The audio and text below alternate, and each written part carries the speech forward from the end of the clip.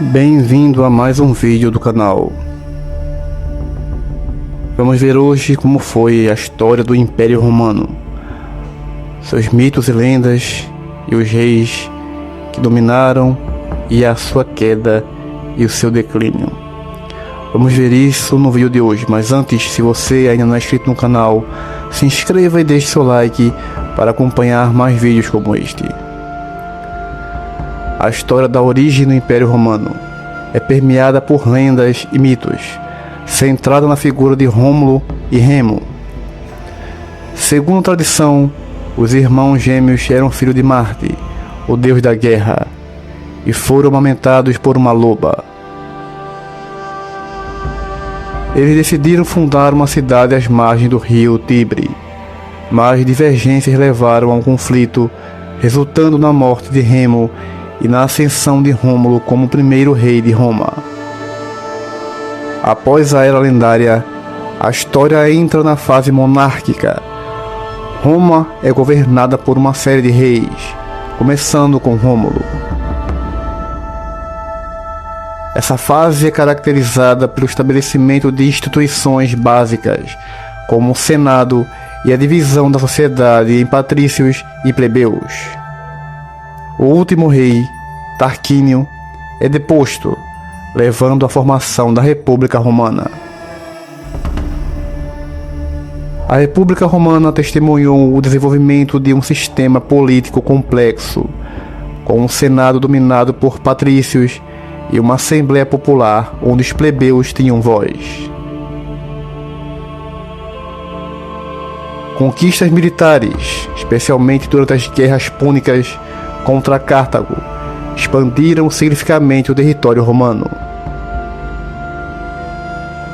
O general Júlio César emerge como uma figura dominante, liderando campanhas militares vitoriosas e atravessando o rio Rubicão em direção a Roma.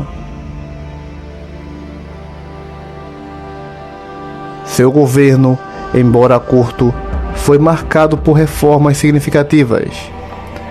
Ele implementou políticas para aliviar a dívida dos plebeus, realizou projetos de construção ambiciosos e buscou conquistas militares para solidificar seu poder. No entanto, suas ações também geraram tensões com o Senado, culminando em seu assassinato em 44 a.C.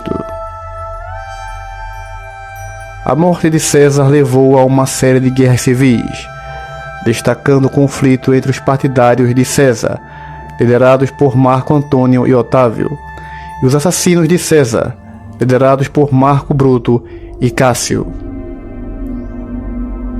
Eventualmente, a aliança de Otávio, Marco Antônio e Marco Lépido formou o segundo triunvirato, marcado pela Batalha de Filipos, onde os assassinos de César foram derrotados. A história de Otávio e Filipos marcou o início da ascensão de Augusto ao poder, em 27 a.C. Ele entregou os poderes extraordinários que havia recebido e restaurou a república aparentemente, mas na prática manteve controle significativo. Em 23 a.C., Augusto recebeu o título de príncipe, marcando efetivamente o início do principado. Ele se tornou o primeiro imperador romano e governou por quase 4 décadas.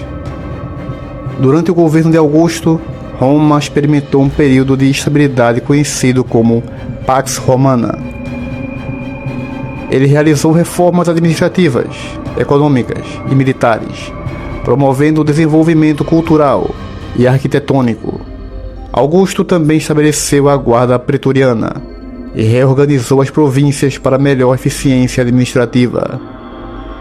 Augusto morreu em 14 d.C., sendo sucedido por seu enteado Tibério. Seu governo estabeleceu as bases para o Império Romano, lançando as fundações para o período imperial que o seguiria. O modelo de governo que Augusto implementou sobreviveu por séculos, moldando a trajetória da história romana e deixando um longo legado. Durante o século III, o Império Romano enfrentou uma série de crises, incluindo pressões externas de invasões bárbaras e ameaças internas de usurpadores. O declínio econômico, as guerras civis frequentes e as práticas monetárias problemáticas contribuíram para um período tumultuado. Diante das crescentes pressões, o imperador Diocleciano dividiu o império em duas partes: o Império Romano do Ocidente e o Império Romano do Oriente, na esperança de melhor administrá-lo. As invasões de grupos bárbaros, como os visigodos, vândalos e hunos, enfraqueceram significativamente o Império Romano do Ocidente.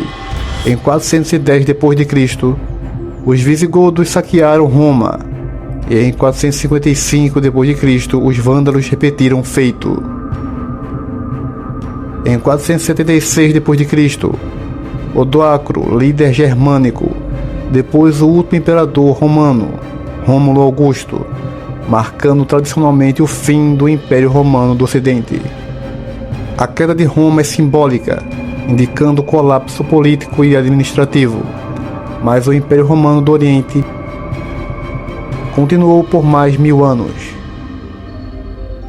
O declínio também foi influenciado por fatores internos, como corrupção, instabilidade política, fragmentação social e crise militar. Externamente, as pressões dos povos bárbaros, aliadas à incapacidade do Império de se adaptar eficazmente a essas mudanças, contribuíram para o colapso.